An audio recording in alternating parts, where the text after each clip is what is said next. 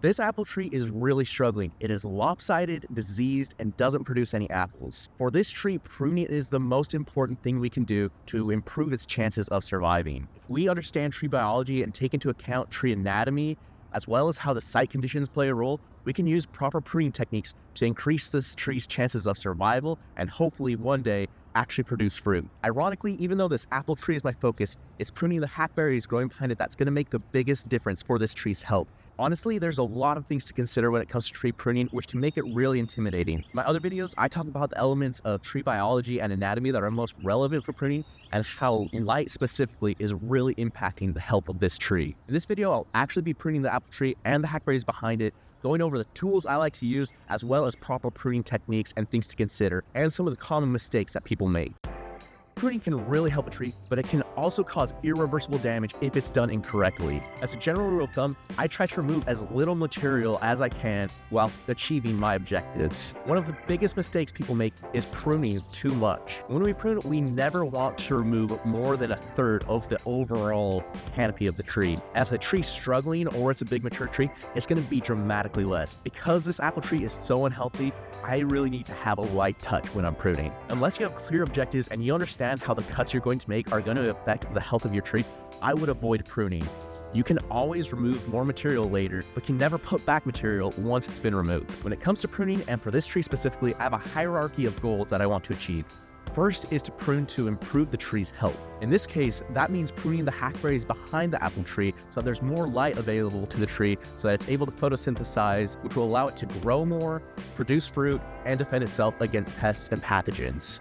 I'll also be removing any dead or broken branches. Second, I'll prune to improve the tree structure, which involves removing crossing or rubbing branches, removing or subordinating codominant stems or branches with included bark, and trying to establish good branch spacing. Third, I prune for utility. This is an apple tree, and even though it doesn't produce apples right now, I'm hoping once it has more light available to it, it will. But I want those apples to be within easy reach. As a tree worker, I actually hate working from ladders. And a year and a half ago, my dad actually fell from a ladder picking fruit and broke his back. So when this tree actually does produce fruit, I want it to be easy to reach so that I don't have to work from a ladder. So for this tree, I will be reducing its overall height so it's more user-friendly. Lastly, I'll prune for aesthetics. We want a well-rounded, good-looking tree. As I prune, I'll follow this hierarchy, and if there's a cut I want to make to achieve one of my goals, but it contradicts another, I will defer to the goal that's higher on the list or come up with a compromise. For example, this tree has some major codominant stems, which ideally would be removed to help the tree's overall structure. But these codominant stems are big enough and the tree's old enough that removing them would drastically harm the tree's health. So I will leave those codominants, but I can come up with a compromise and subordinate them so that hopefully in the long term, they're not as big of an issue. There are 3 general types of pruning cuts we can use when we're pruning a tree. The first one is called a thinning cut, which is where you take a branch or a twig back to a larger branch or the main trunk. You need to cut just outside of the branch collar, which is a swollen area. That allows the tree to compartmentalize easily. Some of the common mistakes that people make when they're doing a thinning cut is cutting too close to the trunk. This is called a flush cut. Flush cut is really hard for the tree to compartmentalize because it has a larger surface area and you remove the branch protection zone, which is what protects the tree from fungi entering into that cut. The second mistake is leaving a stub. One, this just doesn't look good, and 2, again, it's harder for the tree to compartmentalize and seal off that wound. And oftentimes that stub will tie back to that branch collar anyway, but it'll provide an environment for fungi to grow that can eventually penetrate through there and enter into the main trunk. The second type of pruning cut is called a reduction cut, which is where you take a larger diameter branch back to a smaller diameter branch that is at least 1/3 the diameter of the branch you're cutting, if not larger. This is the type of cut you want to use if you're reducing the length of a branch or reducing the height of the tree, and it's really important that you prune back to a healthy lateral branch that's at least 1/3 of the diameter, if not larger, because then that branch can assume apical dominance, which keeps the smaller branches and buds in check so that tree can continue to grow and have healthy structure. When you do a reduction cut, you want to cut perpendicular to the branch just outside of the union you're cutting back to, so that you're left with just ideally a perfect circle. That creates a wound that's the smallest surface area and is easier for the tree to compartmentalize. And if you cut in an angle or again leave a stub, has similar issues of doing either a flush cut or leaving a stub on a thinning cut, where that is harder for the tree to compartmentalize and also is a really easy entry point for those wood rotting fungi. That leads us to our last type of cut, which is called a heading cut, which is where you just cut a branch back to where there isn't a lateral branch, or that lateral branch is smaller than a third of the diameter of the branch you're cutting. Heading cuts result in what's called epicormic growth, which is when these dormant buds or these smaller lateral buds start to grow, and oftentimes several of them will grow at a time. These epicormic shoots usually grow super rapidly and straight up. They're structurally weak, take a lot of energy from the tree, and generally just look horrible. So generally, heading cuts should be avoided. You see this a lot in a technique called topping, which is a cardinal sin of tree work. However, heading cuts have been used in a lot of cultural pruning techniques like polarding, as well as compassing. Because pruning decreases the amount of leaves that branch can support, it will slow down its growth, and you can use that to your advantage. For example, if you have a co-dominant situation with two leaves that are about the same size, you can choose one leaf that you don't prune as heavily, and then the other leaf that you want to subordinate, you can remove more material, and then when those leaves put out leaves, the one that you prune heavier will not grow as fast, which can overall improve the structure of the tree as a whole. This is called subordination, and it is one of the most helpful things you can learn to do proper structural pruning. Because this tree is in such poor health and also its age, it tells me that I need to be really careful with how much material I remove. The more branches I cut mean the less amount of leaves it's going to be able to put out and produce the energy it needs to grow, produce fruit, and defend itself from the many pathogens that affect apple trees. Ideally, proper pruning happens when the tree is really young, after it's been established just a couple years after planting. In this case, this tree's been in the ground for a really long time, and it has some set structural issues that I just won't be able to resolve because of its age and condition. As far as my pruning goals and objectives, I'll have to compromise on those a bit because of the tree's condition, and I'll also have to prune in stages so that I'm not removing too much material all at once. So next year or the year after that, depending on how the tree responds to what I do now, I'll adjust my techniques and again, hopefully achieve the goals that I want to with this tree. So with my pruning goals in mind, along with the limitations because of the tree's condition, let's take a closer look. Again, the most important thing I can do to improve both the health and appearance of this apple tree is to pull back these hackberries that are overshadowing this side. With more light exposure, it should develop a more balanced canopy and its overall health should improve. And I'm really hoping with more light exposure, it will be a lot more productive and actually produce fruit. Hackberries tend to grow really big and pretty quickly, so this isn't going to be a one and done thing. This is going to take consistent follow-up throughout the years to make sure this apple tree keeps getting the light that it needs. Now let's take a look at the apple tree itself. Ideally, when the tree was young, I would have selected just one of these leaves to remain and removed the other two, because now we're stuck with some structural issues that we won't be able to fully resolve. Each of these unions where the leaves meet has included bark, and also there's some old wounds that haven't been able to compartmentalize. I can subordinate some of the leads a little bit, and that will potentially help in the long run, but again, this would have been a much better to address when the tree was younger. What I can do is remove dead and broken branches, and I'm going to focus a lot on removing more vertical growth and trying to bring it back to more horizontal, even branch spacing. This will involve a lot of reduction cuts as well as some thinning cuts, but focusing on removing the more vertical growth is going to help me achieve my other three goals, which are having healthy structure, a productive fruit tree, as well as a tree that looks good. We are almost ready to get started pruning. Before we start making cuts, let's take a look at the equipment that I like to use. First, it's important to talk about safety. Now, as an arborist, I'm in really hazardous situations almost every day with chainsaws, up in trees, chippers, stump grinders, and I try to be really careful. However, sometimes I get lax when I'm pruning because the danger isn't as obvious, and as a result, some of the worst injuries I've experienced doing tree work have been while I'm pruning. As far as safety goes, at the bare minimum, you want eye protection and some gloves. A lot of the injuries I've experienced that have even made it so I had to take times off work was from getting poked in the eye with small branches.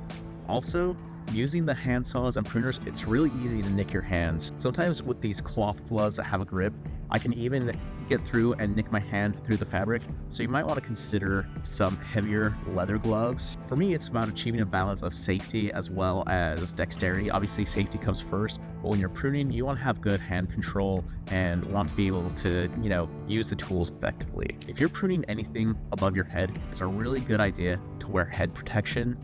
So many times when you're using a pole pruner or a pole saw, when you cut that branch, it it will slide down that pole and come straight towards you.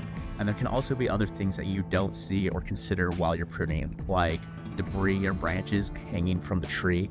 And so wearing this can really, literally save you a headache in the long run. With pruning, a lot of the tools I'll use the most, especially for small trees, are just small little hand pruners. Oftentimes, I'll also use little hand saws like this to get into tight spots for slightly larger branches as well. Sharp, small hand saws like this are really nice because you can take clean cuts at kind of tight angles. I use tools like this a lot. There's also, bigger, more substantial ones. Something like this fold-out one is really nice because, it folds up and kind of has a contained sheath and size, good for storage as well as safety long term. This one is a really good one. This is the Big Boy 360 by Silky, and Silky's a really good company for a lot of these saws and pruners. There's also loppers. There's a couple different styles. These are really common and used a lot by homeowners. Since I'm doing things at various heights, I use pruners / loppers at the ends of poles a lot. These fiberglass poles are really great. They're really strong and sturdy, so you can really take some big, heavy cuts with them. They're able to handle a lot of wear and tear. So I use these fiberglass poles with either pruners or saws attached to the end a lot. This is an example of a pole saw that I'll use a lot. And it's really important with things like saw blades and things like that to have scabbards and covers for them, because that's also a lot of times where accidents happen is, where you're just moving your tools or trying to find your tools. If there's exposed saw blades, these saw blades are crazy sharp. Again, doing tree work, this is where most of my injuries have come, not from chainsaws or chippers or stump grinders, but just from pruning with the exposed blades of a lot of these pruning saws, these hand saws.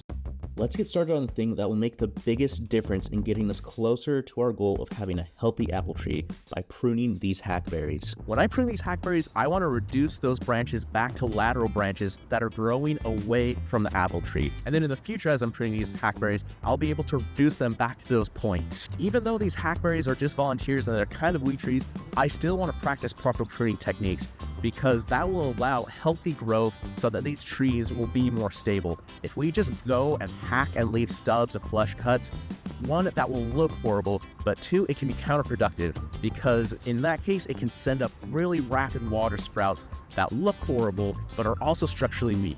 It will also be more likely to introduce decay into these trees, which will make them really hazardous in the future. To get these hackberries to grow away from the apple, we're going to be doing a series of reduction cuts. And some of these reduction cuts are going to be pretty good size. And cutting large branches like that isn't necessarily ideal. However, to achieve the objectives that we want of getting more light exposure to this apple tree, it's going to be our best option. I'm going to be cutting it to a lateral branch that's going to be taking that apical role that inhibits the growth of other branches along, so it will be as healthy as possible.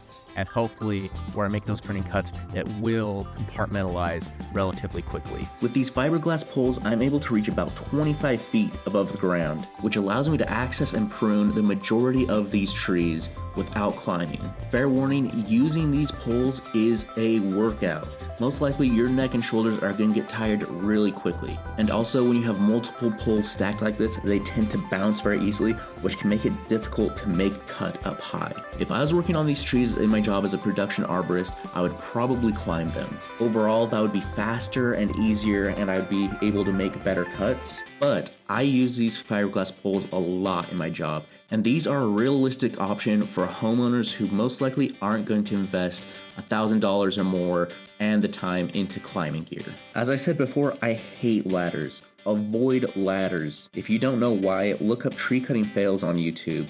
There are a lot of different options for pole pruner, pole saw setups. Fiberglass poles like this by either Notch or Jameson would probably cost about $300 to $400. And although it's a workout, to me it's a better investment in the powered pole saw because it's going to be more versatile and you'll be able to reach more. Not to mention, it's a killer workout and you're going to be ripped. It's important to remember that the saws only cut on the downstroke, and if the saw is sharp, you don't need to apply a lot of force. Also, I'll try to use the weight of the poles to my advantage. So on the upstroke, I'm not applying any pressure because that's not actually making any cut. And on the downstroke that's actually making the cut, I'm not applying a lot of force. Again, I'm letting the weight of the poles do most of the work.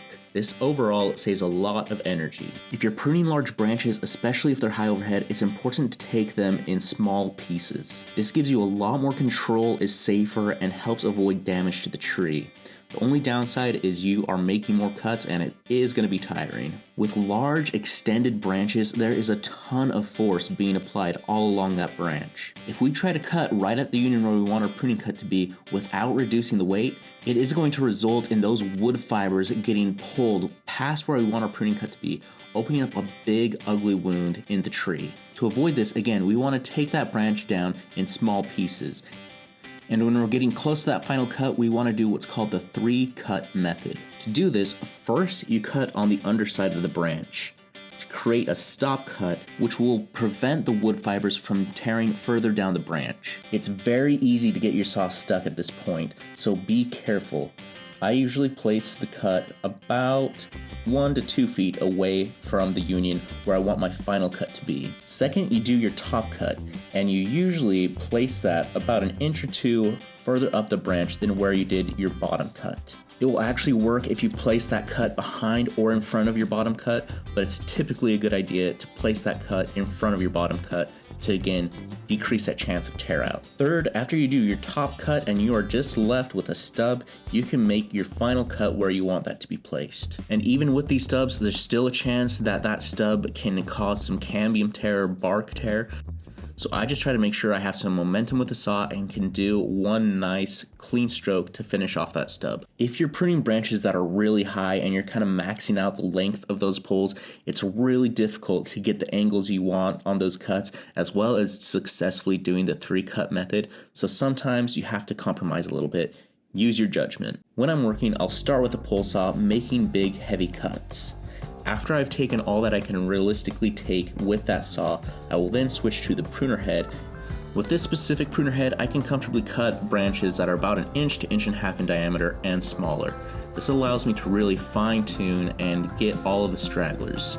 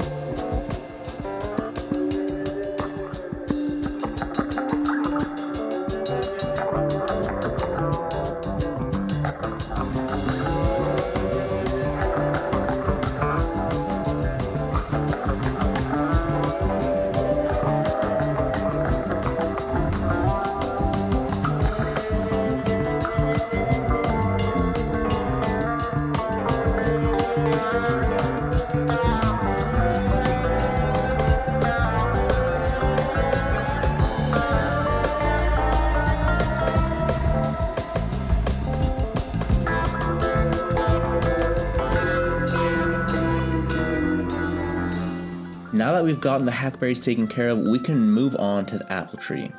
The hackberries were relatively straightforward. Again, I'm just reducing them as much as I can back to growth that's growing away from the apple tree and making sure I'm doing healthy cuts. The apple tree may be a little bit more complicated, but I'm going to keep my hierarchy of goals in mind as I prune. I'll start out again with my goal of improving the tree's health by removing dead and broken branches. This is probably the most straightforward part of the process, and it's nice to get this cleaned up a little bit before I move on to my other goals. Then I'll move on and focus on structural issues, especially crossing and rubbing branches. As I'm working, I'm just stopping, looking, and reassessing after every cut. Again, keeping my hierarchy of goals in mind to make sure that one cut I make isn't going to undermine a goal that's more important. After I've cleaned up the dead and broken branches and focused on those crossing and rubbing branches, then I'll go ahead and start working on removing a lot of these vertical shoots, which again is going to help me achieve better structure, better utility, and better looking tree. Keeping all of these in mind, I again need to be super careful that I am not removing too much from this tree.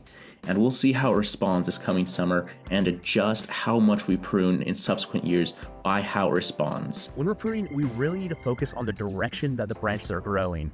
For both aesthetic and health and structural reasons, we want branches that are growing radially away from the trunk.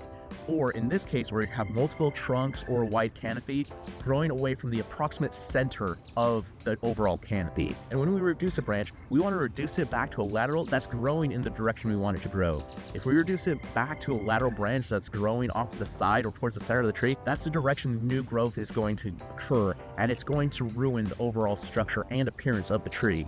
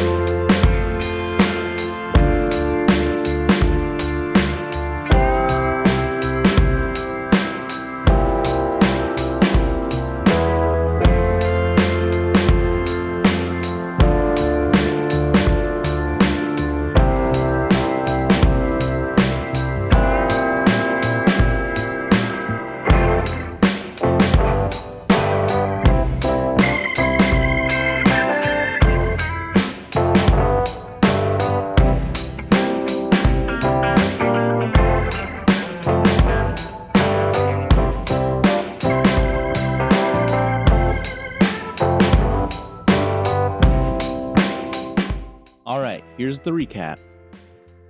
We've reduced these hackberries, opening up this area to way more light for the apple tree.